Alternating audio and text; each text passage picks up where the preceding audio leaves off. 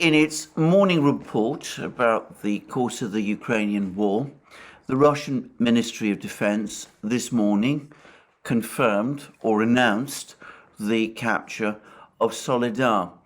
Here is the report as published by the Ministry of Defense. In the evening of 12th January, the city of Soledar, that is of great importance for continuing successful offensive operation in Donetsk direction, was liberated. The establishment of full control of Soledar allows to block the supply routes of Ukrainian forces in the city of Artyomovsk. To repeat again, that is the Russian name for Bakhumt, located to the southwest, as well as to block and to pocket the units of the armed forces of Ukraine that still remain there. In other words, the Russians are seeking to trap Ukrainian troops in Bakhumt. We'll come to that shortly. The capture of Soledar became possible due to constant fire attacks launched at the enemy by ground attack and army aviation, missile troops and artillery of the Russian group of forces. Concentrated attacks were uninterruptedly launched at Ukrainian military positions in the city, impeding the redeployment of reserve forces, ordnance supplies, as well as the enemy's attempts to redeploy to other defensive lines. Within the liberation of the city, fighter aviation of the Russian aerospace forces has destroyed 3 airplanes and 1 helicopter of the Ukrainian Air Force that were tasked to provide aerial fire support for the Ukrainian forces.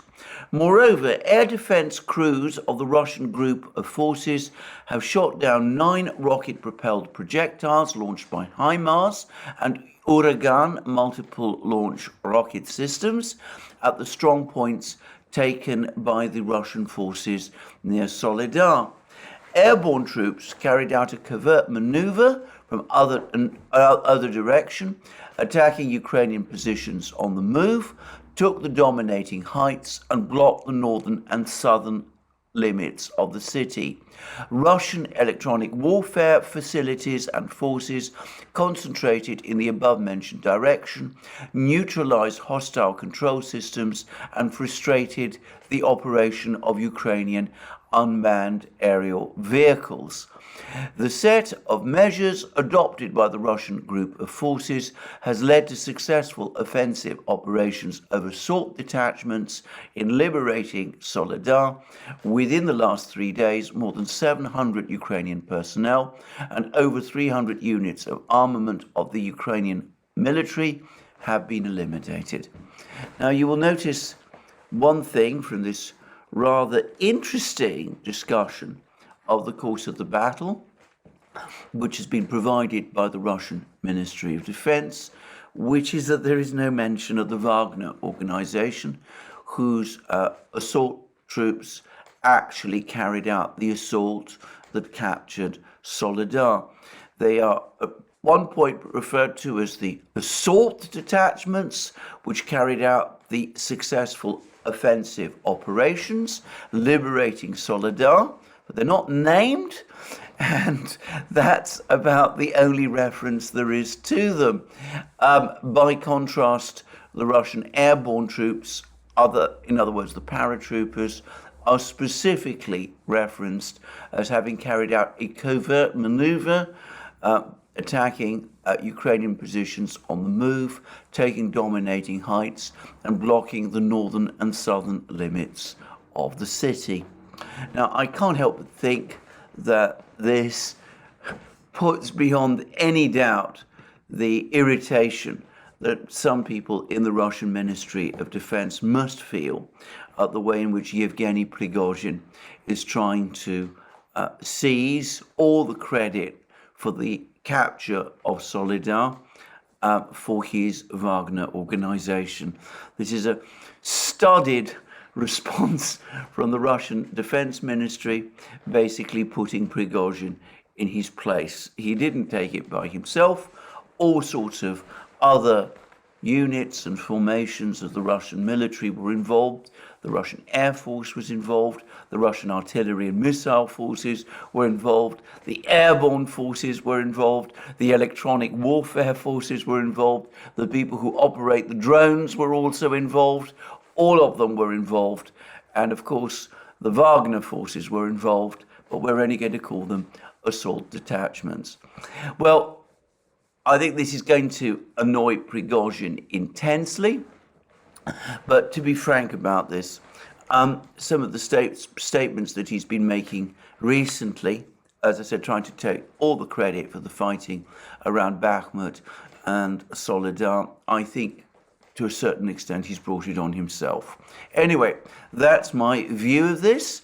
Of course, the Western media have been highlighting the conflict, as they see it, the disagreements between Prigozhin and the Russian military.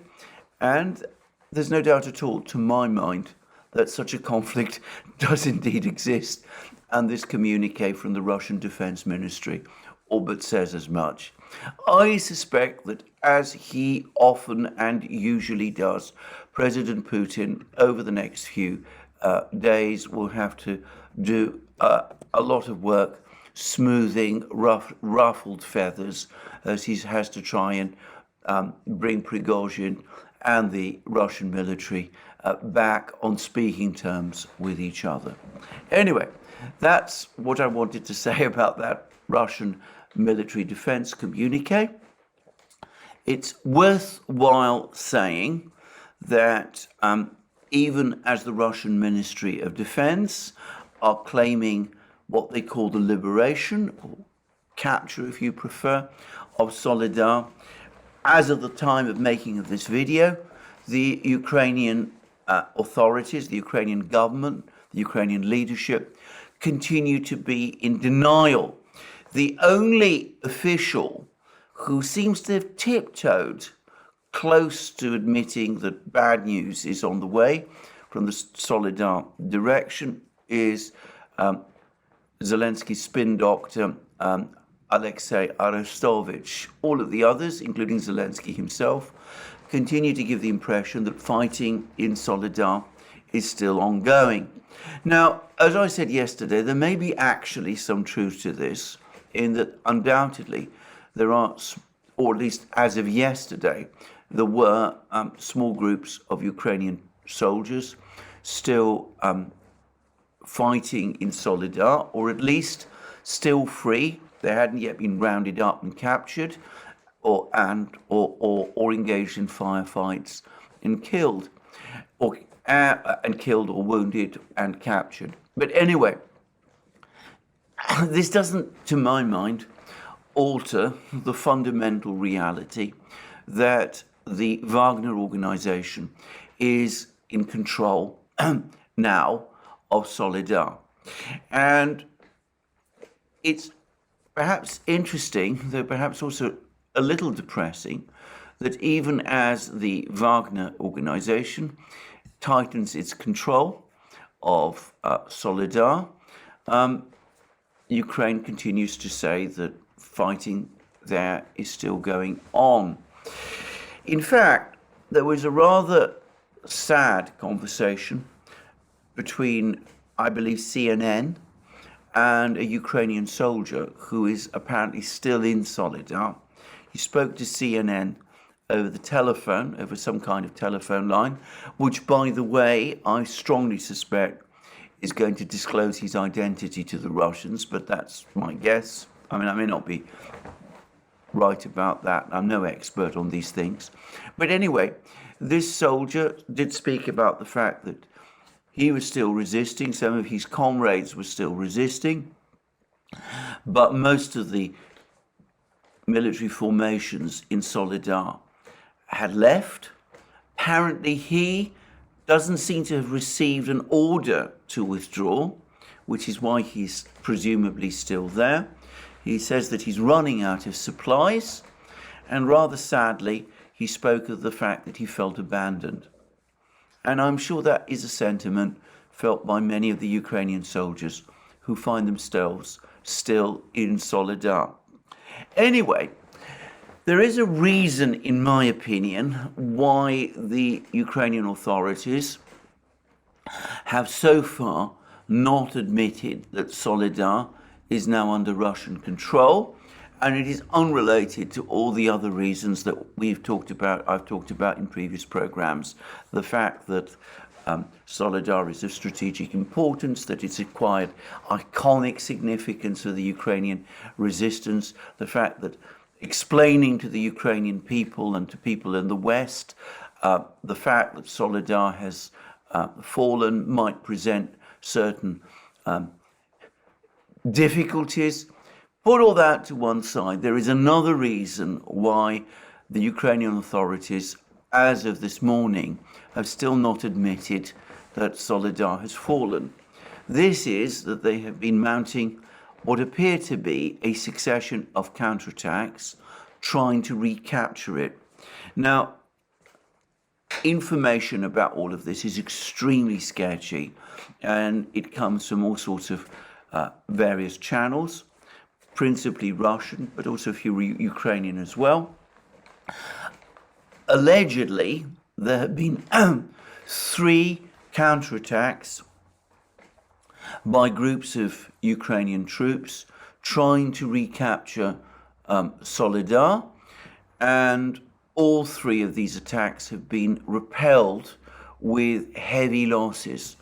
And we've had comments from a officer of the militia of the Lugansk People's Republic, a Colonel Vitaly Kiselyov, and he's now said that Ukrainian forces, on orders from Ukrainian President Vladimir Zlenski, have been trying to storm Soledar for several days. In other words, they've been trying to launch counterattacks to try and recapture Soledar. And Colonel Kiselyov, speaking to Russia's Channel 1 television, said that their attempts to attack Soledar using light vehicles, and apparently these are French and British supplied light wheeled vehicles. This is what armored vehicles. This is what I've been reading from a multiplicity of sources. Their attempts to attack Soledar using light vehicles have caused large losses. I'm stating today that a return of Soledar under the control of Ukrainian forces is practically impossible. And Kiselyov then speculated that the Ukrainians will continue to try to attack Soledar because the government in Kiev needs to show to its masters, that's apparently his words, that they haven't abandoned Soledar and are trying to retake it. Their losses will be huge because they suffered large losses of personnel and military equipment. And Kiselyov says that in order for Ukraine to muster, to retake Soledar, they would need to muster a huge number of troops. And he says that they can certainly deploy unprepared, mobilized conscripts from the Kharkiv region, 10,000, 20,000, 30,000 of them. And what will they get? A field of buried soldiers. And Kiselyov goes on to say, it was quoted as saying by TASS, commenting on why Kiev hasn't conceded yet its retreat from Soledar. Kiselyov said it's a usual practice for the Ukrainian government to not concede retreat from settlements immediately. It happened before when Rubezhnoye, Severodonetsk and Lysychansk were liberated. They were saying they would return there soon anyway. So that's what Kiselyov has said. It does seem that there have been some Ukrainian counterattacks. I discussed that possibility in my previous video. But it does seem that there have been some Ukrainian counterattacks, some attempts by Ukraine to recapture Soledar. But so far, all of these attacks have failed. And the consensus, not just what Kiselyov is saying, that the consensus is that the Ukrainians have suffered heavy losses over the course of these counterattacks. One report that I saw claimed that in the first counterattack, 200 Ukrainian soldiers became casualties. I'm not sure whether that means dead and wounded, probably both, but anyway, that was what that report said. So that's a rather harrowing picture, but clearly there are still some hopes, or were still some hopes, until a short time ago, that the Ukrainians could make their claims that Soledar has not fallen true by recapturing Soledar before the Russians fully consolidated their grip on the town. But so far, it seems all of these counterattacks that the Ukrainians have been launching have been unsuccessful.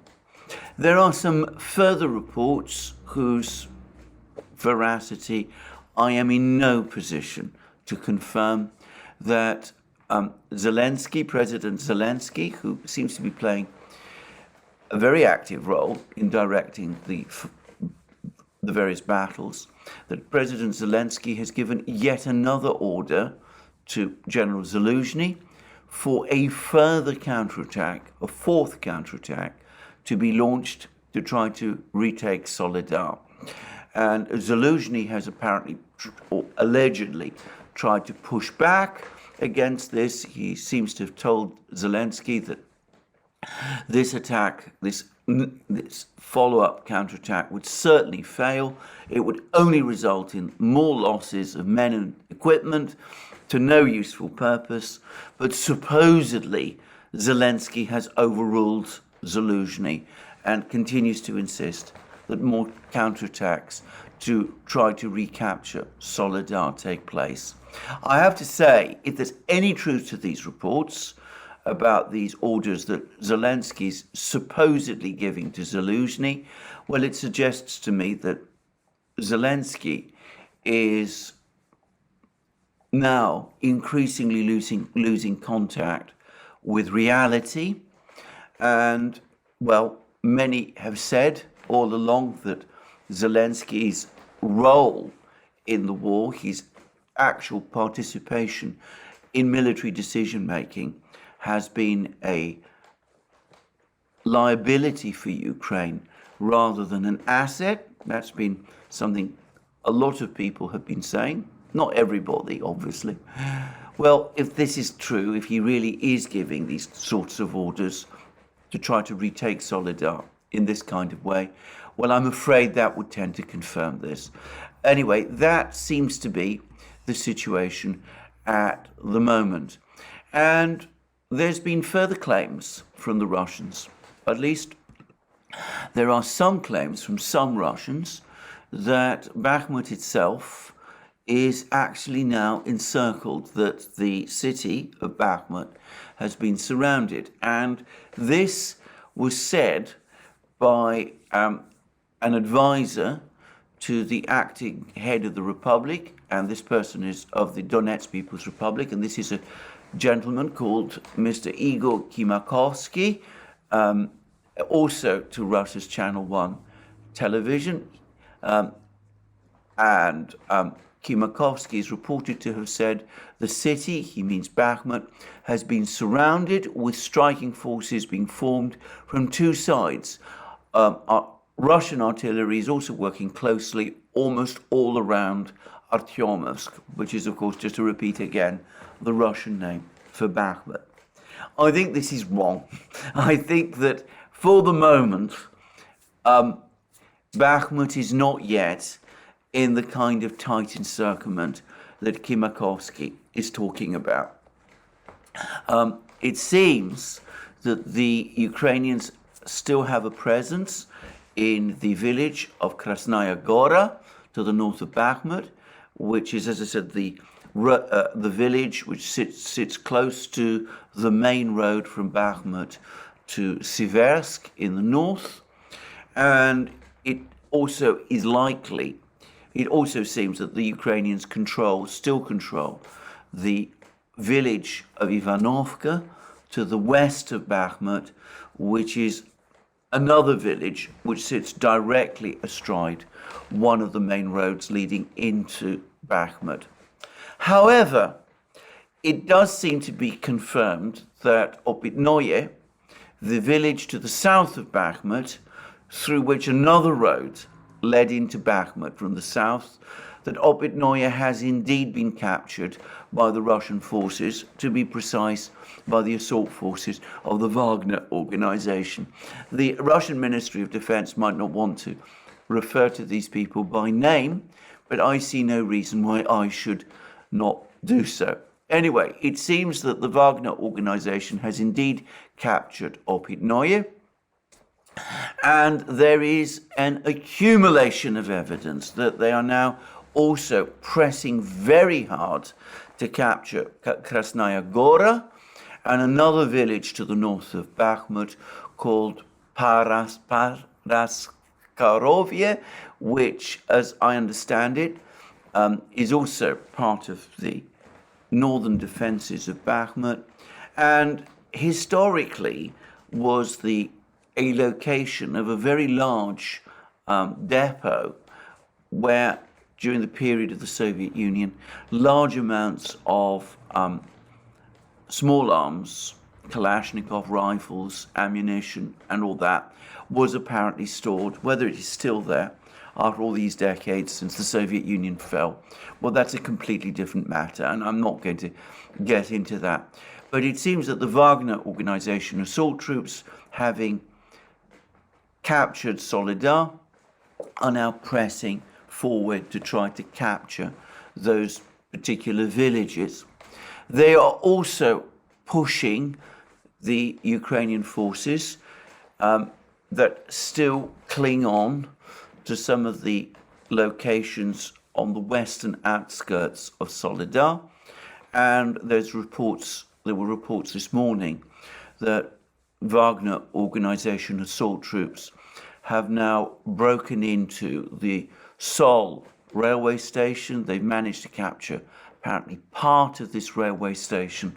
This was another one of these places where Ukrainian troops who had been pushed out of Soledar had retreated to, and where they've tried to establish some sort of fortified positions. Well, it looks as if those fortified positions are in the process of collapsing. Now, to repeat again, with Opytnaya apparently now securely under Russian or Wagner Organization control, with the Russians pressing on Bakhmut from the east and now increasingly from the north as well, with the fall of Soledar, and likely very soon to cut the road to Siversk. And with the Russians also, at least the Wagner Organization assault troops, again, let me say that clearly, also pressing through Kleshchayevka towards Ivanovka, in other words, threatening the main roads into Bakhmut. Well, the real possibility now does exist that we will see in Bakhmut what the Russians call a cauldron, sometimes translated as a boiler. That is to say, a tight, hermetic encirclement of Ukrainian troops in Bakhmut city, who are still defending Bakhmut city or trying to defend Bakhmut city, cutting them off, not just from any hope of resupply or reinforcement, but also cutting off their lines of retreat so that they're forced either to fight to the very end, to the very bitter end, when their ammunition and their supplies run out, or to surrender. Now, I discussed yesterday how some commentators, Western and Ukrainian, are now being quoted in places like the Wall Street Journal as expressing growing skepticism about this obsessive fixation that Ukraine has, or at least that the Ukrainian political leadership has, in defending Bakhmut, even if Bakhmut has all of the strategic significance that has been said, it still makes no sense to me, either military or humanitarian, to go on throwing away the lives of Ukrainian soldiers trying to defend it when it is certain to fall soon anyway. And I appreciate that there's been talk about the Ukrainians needing time to set up new defense lines along the Slavyansk, Kramatorsk, Konstantinovka, Chasov Yar line. Well, we're now in almost the 11th month of this war. They haven't had time by now, since especially the Battle of Bakhmut began, if they haven't up to now set up defense lines, proper fortified lines along this defense line, well, what chance is there that they will be able to do so over the next 2 weeks, if that's the amount of time that it takes for the Russians to encircle and trap the Ukrainian troops in Bakhmut? It seems to me that this has no real logic to it. This no clear military logic to it. If these defense lines to the west of Bakhmut don't exist or aren't ready, there isn't going to be the time now to get them ready. And all those months preceding the fall of Bakhmut have been wasted. But one way or the other, sacrificing lives to defend Bakhmut now, well, that seems to me to be extraordinary and even bizarre. And I could find some much stronger words to describe it, but I won't. For the record, there have also been more reports about further discussions between Zaluzhny and Zlenski, including one which claims that Zaluzhny has told Zlenski to abandon any idea of recapturing Soledar and instead to concentrate on defending Bakhmut, which I have to say, if that's true, that calls into question Zaluzhny's judgment.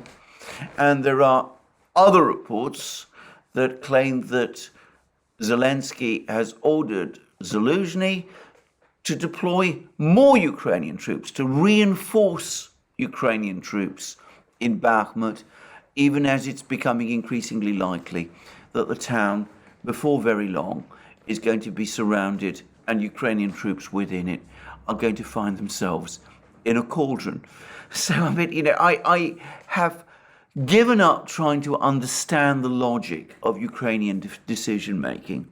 And as we will see, I'm beginning to wonder whether, in fact, there is no logic and whether Ukraine is now increasingly in the grip of some sort of panic. And I'm going to talk about that soon. Anyway, that's the information from the battlefronts, at least from the Soledar Bakhmut battlefront. There are other things going on in other places. There's growing evidence and accumulation of reports, not always very easy to judge, but it does seem that the Russians have been making small incremental advances, both along the Kremenaya-Saratovo front, that they're gradually pushing closer to Kupiansk. This doesn't seem to be a very vigorous offensive at the moment, but it does seem to be underway. And there were also some reports that I saw that Russian troops have been pushing forward on the Zaporozhye front as well, and that apparently two Ukrainian settlements, have been captured there. I can't tell you very much about these claims. The one thing I do know is that the British Ministry of Defence has apparently issued a report which suggests that the Russians are now considering an offensive along the Oskol River, in other words, towards Kupiansk and perhaps Izium, which is something that has been widely debated, I should say, on Russian in Telegram channels, and which I do sometimes wonder whether sometimes the British Ministry of Defence gets much of its information from reading those Russian Telegram channels, because anyway, that's one report that I've seen. I'm not going to discuss here in this program possible Russian offensives. All I will say is that there's been one rather interesting development, which is that the commander-in-chief of the Russian ground forces has just visited Belarus, and he's had meetings there with the top military people who form the who command the increasingly big Russian military contingent, which is being deployed to Belarus. Now, the reason that's interesting is that this particular individual, I believe his name is General Salyukov, I may have got that wrong, but anyway, he is one of the deputies to General Gerasimov, the chief of the Russian General Staff, who has just been appointed overall commander over the battle for the Russian forces, the joint forces that are conducting the campaign, this conflict, this war in Ukraine. The other deputies, Gerasimov's other deputies, are Surovikin himself, about whom a great deal has been said, and the deputy chief of the General Staff, General Kim.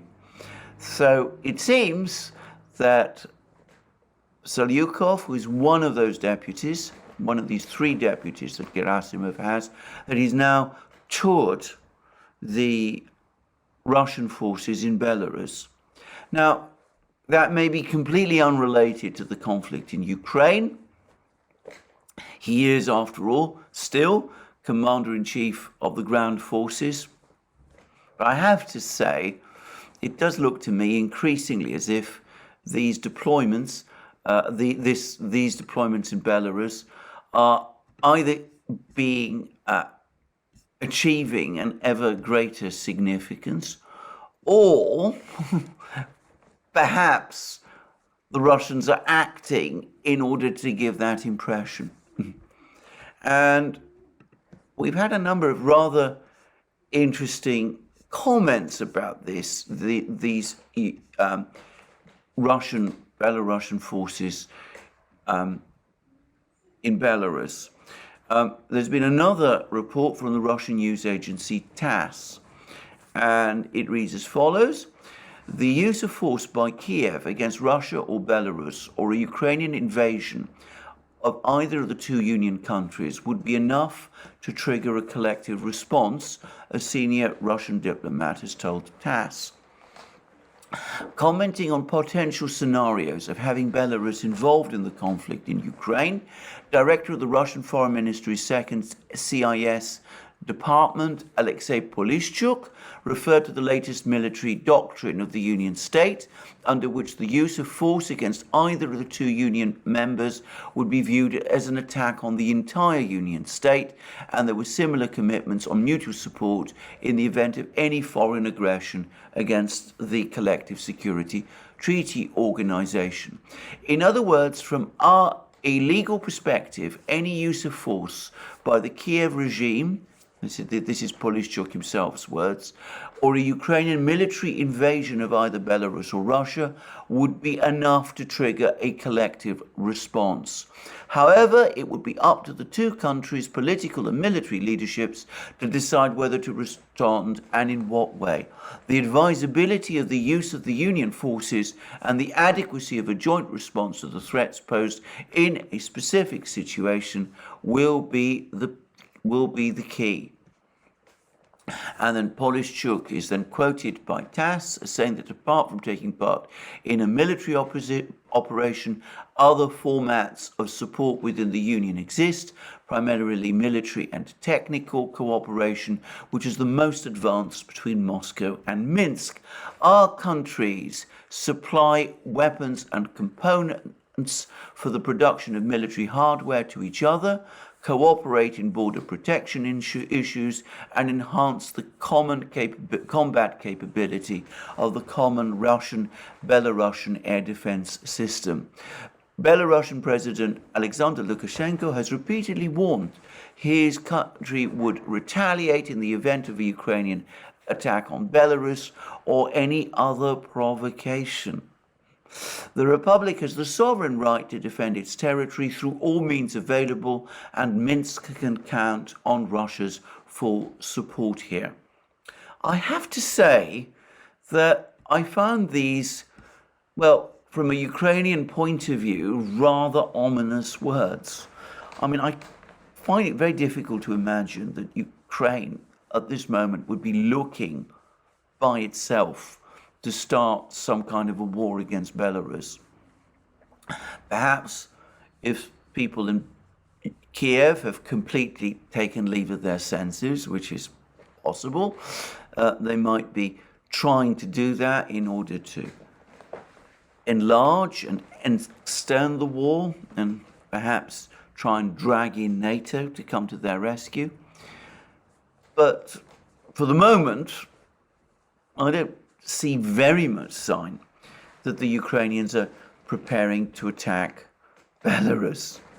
And yet, here we have a senior Russian diplomat discussing that possibility in the context of a Russian-Belarusian military strike against Ukraine, or so it seems to me. And again, I don't want to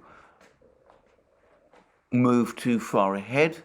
The US government has said that they see no sign yet of they see no indication that the Russian forces in Belarus are preparing to launch a strike against Ukraine, and we have to take that into account given how extensive US surveillance capabilities are.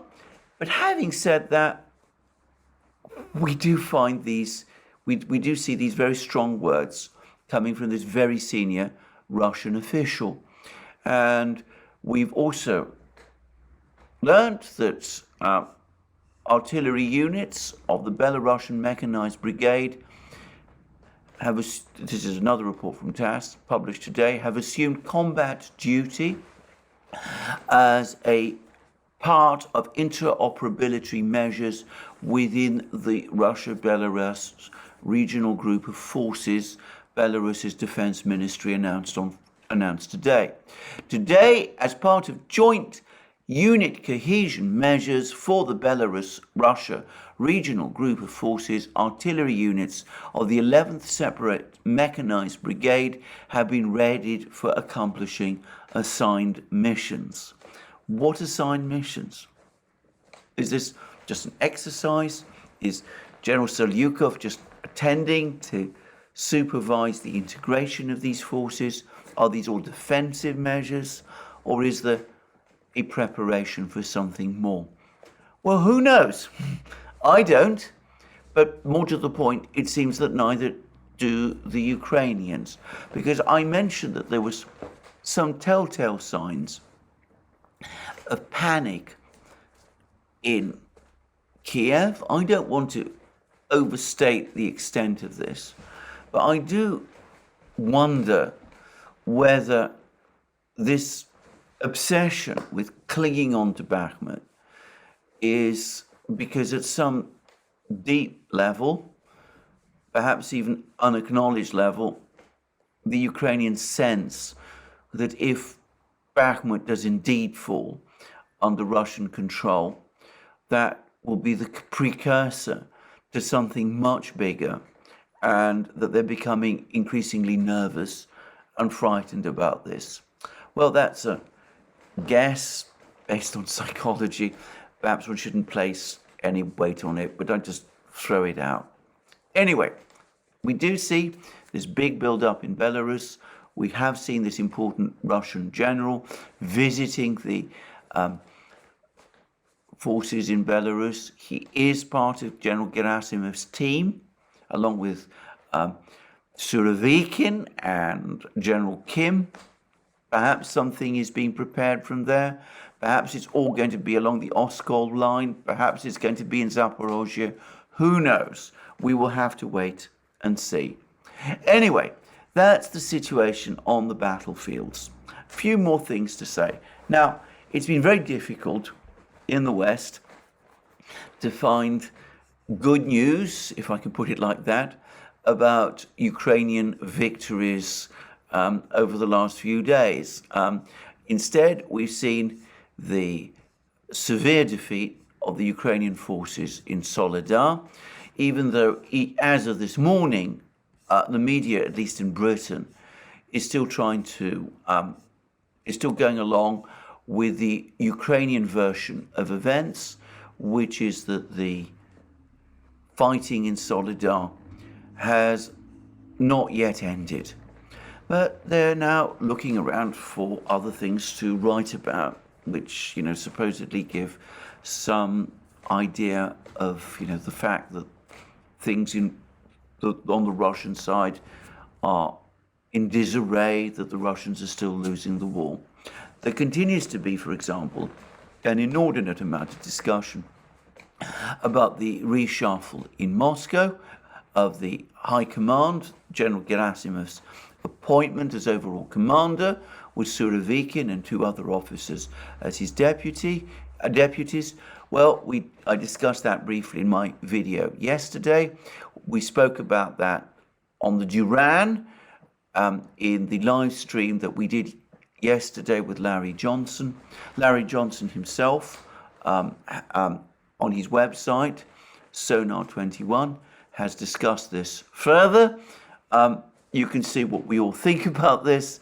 We don't see this, any of us, as evidence of any dysfunction within the Russian High Command. And by the way, I would add that does also seem to be the emerging consensus in Russia itself. It looks instead as evidence that the Russians are preparing for a large, broad canvas offensive, and that's why Gerasimov has been appointed. And by the way, I understand that there is an article in the Wall Street Journal which essentially says the same thing. Anyway, they've been plugging away at this in the media in the West at this Russian military reshuffle, which, by the way, and for the record, was officially carried out by the Russian Defense Minister, Sergei Shoigu, not by President Putin, despite some reports that I've seen that Putin has sacked Surovikin and things of that kind. I acknowledge, obviously, that Putin was involved. He would certainly have been informed of this decision. But anyway, I just mentioned that. And other stories they plug are the undoubted acrimony that exists between Yevgeny Prigozhin of the Wagner Group and the Russian Defense Ministry. Well, I think I've shown today that for once they're onto something there, though again, I think one can overstate its significance.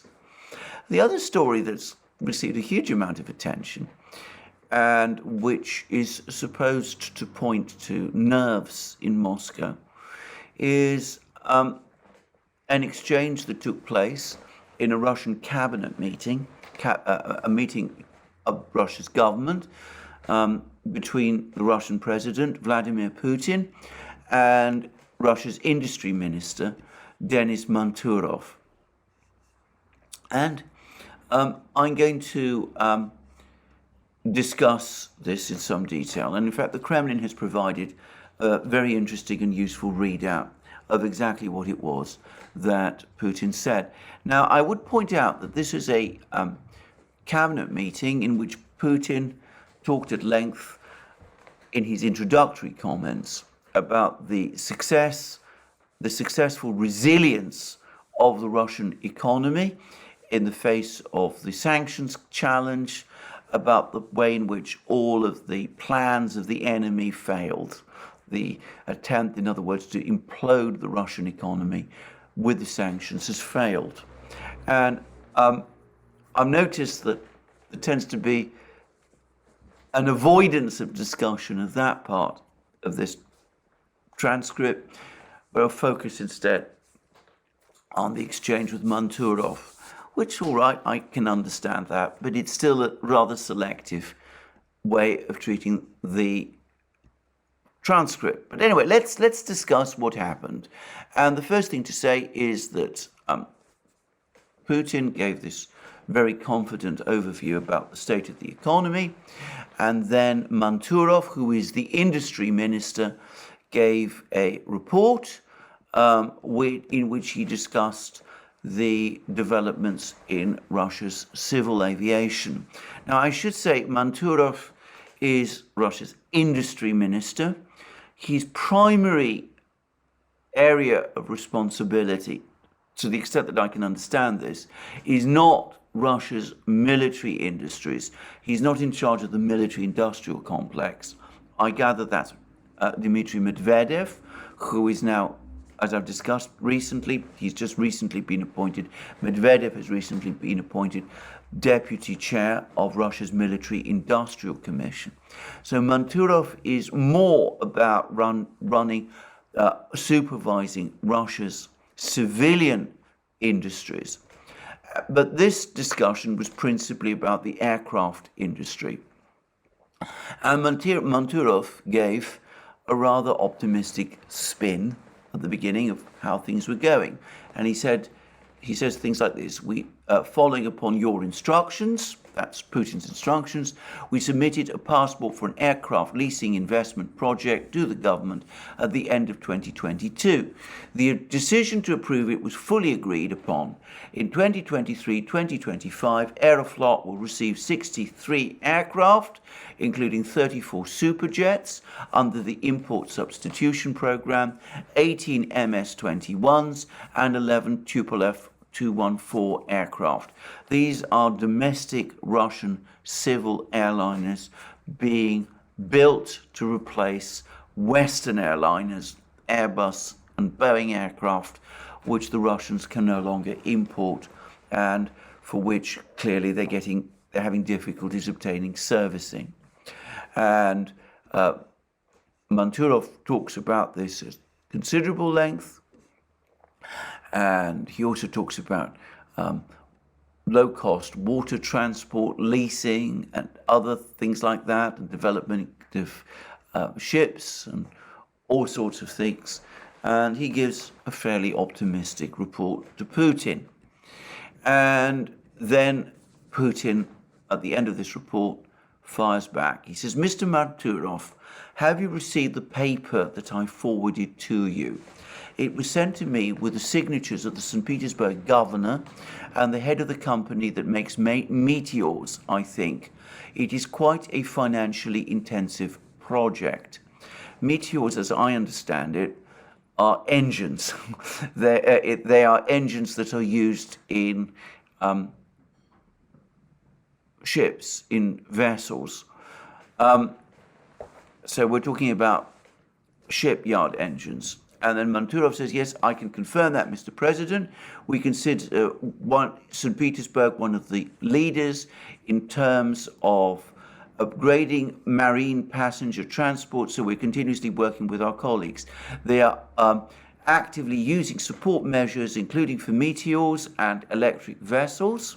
In a similar fashion as Moscow is now buying them, similar work is underway for St. Petersburg and also for vessels running on natural gas motor fuel. So we are actively involved in all of this.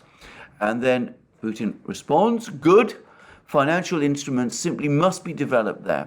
You've just mentioned them. It is necessary to provide them with a timely order. And notice the expression timely order, with a timely contract to buy these things.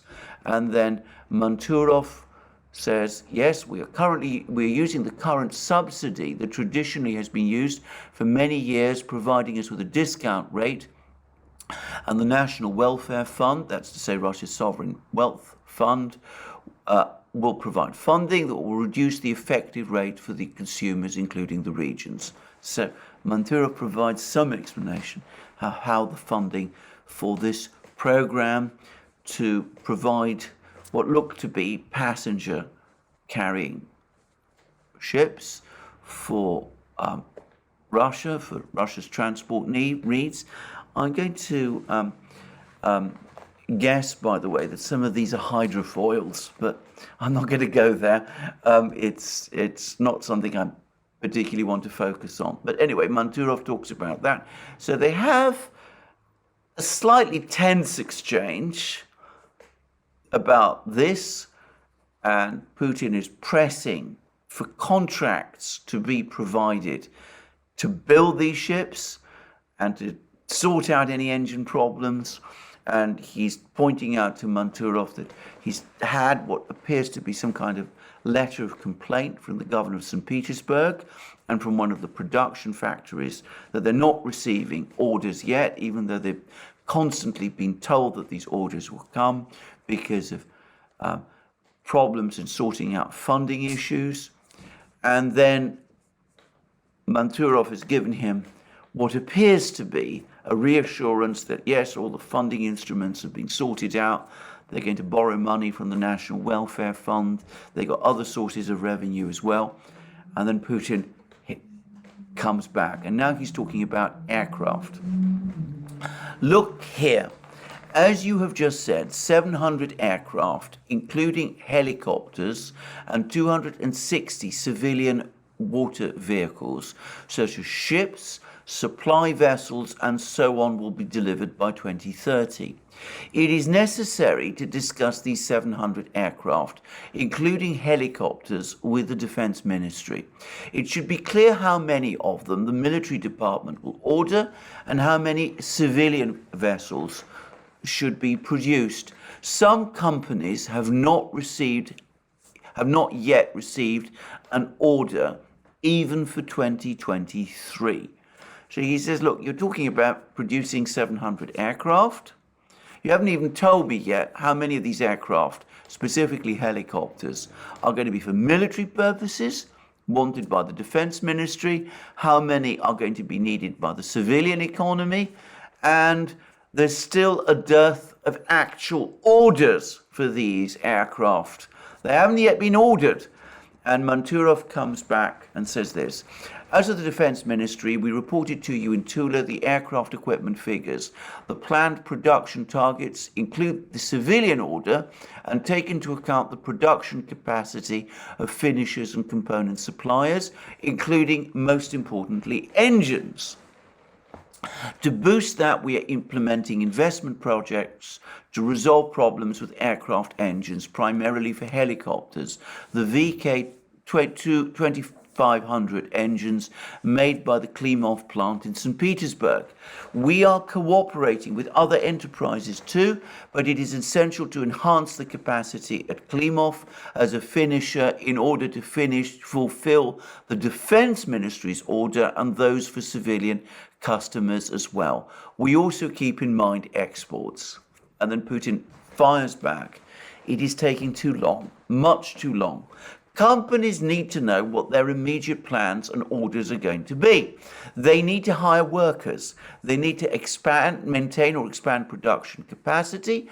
Do you understand that? They need to know how much the military department will order and how many civilian aircraft will be ordered. But certain companies do not have contracts even for 2023. And then Montourov comes back.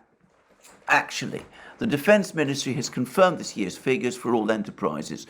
Moreover, as I have reported to you, Russian helicopters enterprises have taken loans. We are primarily talking about helicopters in order to sign contracts with their tier 2, 3 and 4 suppliers. Therefore, we have all the plans drawn up for the current as well as the next year. Now, I'm going to say immediately where Montourov has gone wrong, which is that he has not provided Putin with the figures. Putin is asking about how much of what number of helicopters does the Russian Defense Ministry, has the Russian Defense Ministry ordering, so that we can work out how many how many helicopters should be built for the civilian economy.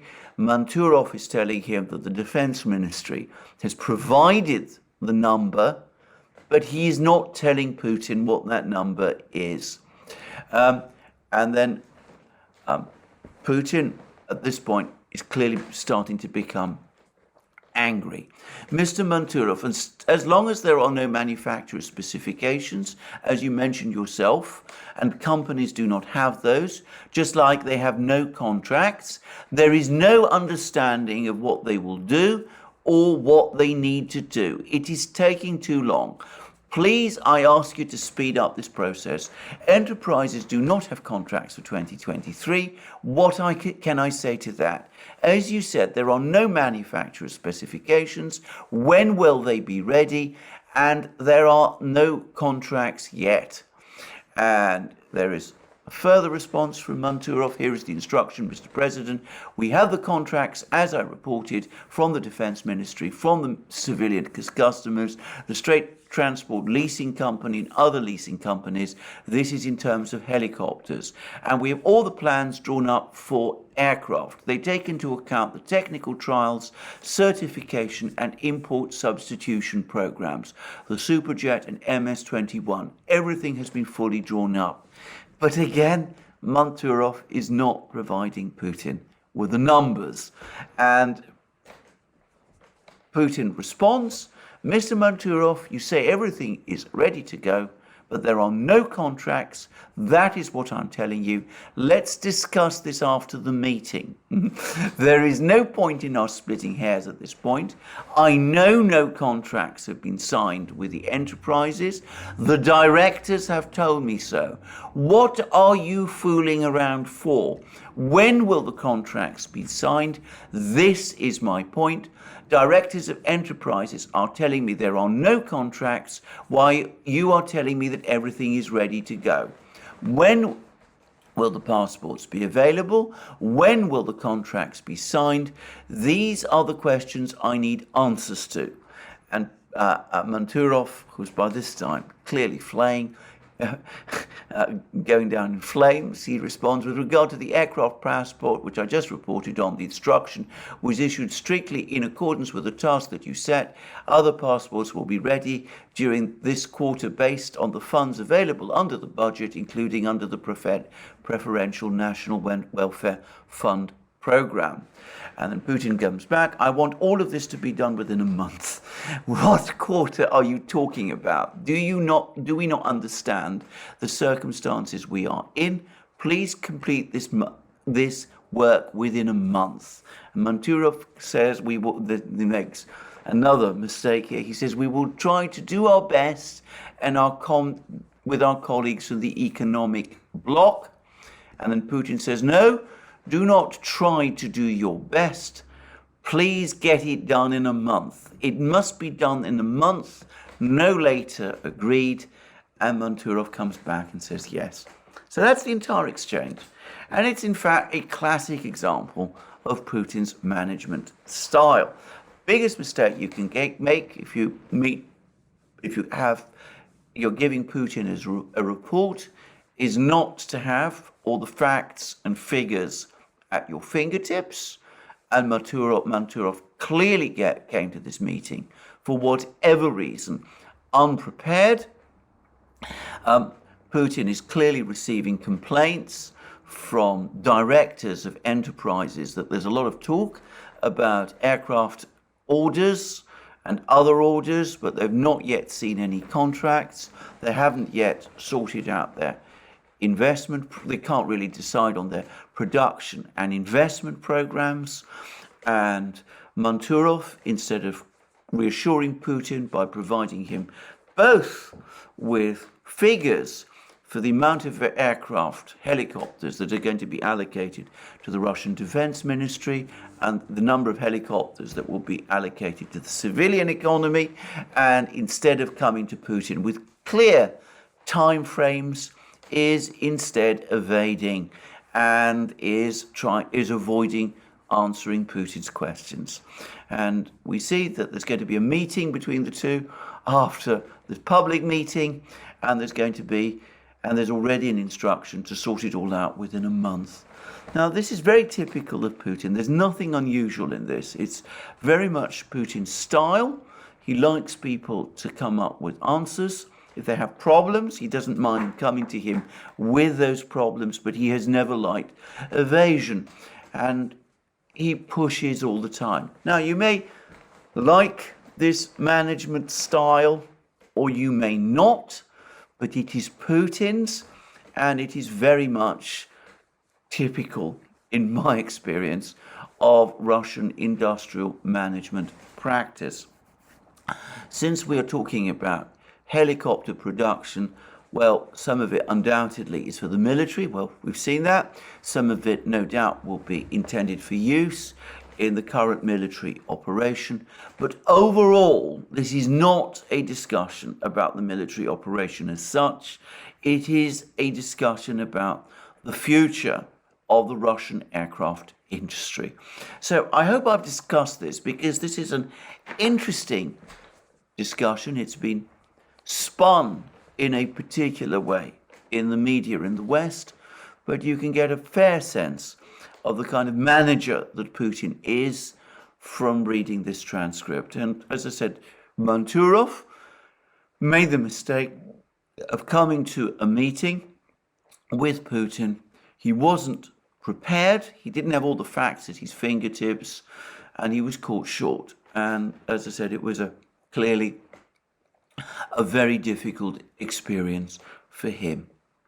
So there we are. I just thought I would cover that, because I do find it an interesting twist, an interesting story. Anyway, that's me again for the day. We've had an hour's program again. There'll be no doubt more developments on the Bakhumt front.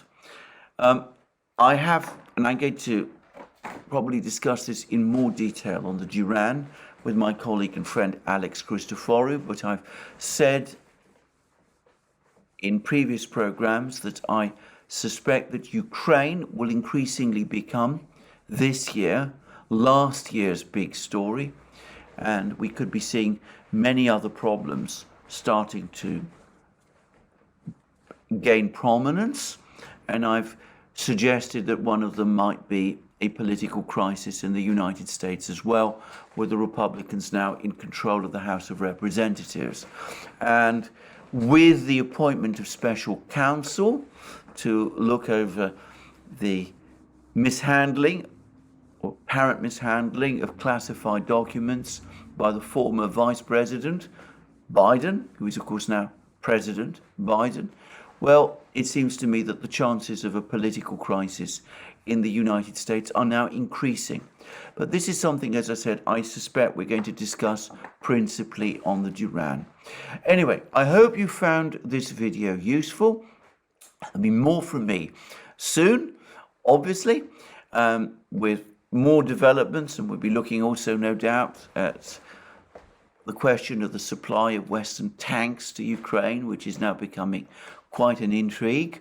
Brian Beletic at the New Atlas has done another excellent program, by the way, on that topic.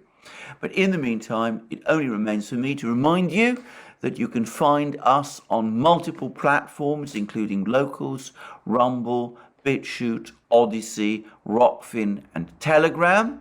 You can also support us via Patreon and Subscribestar. Links under this video.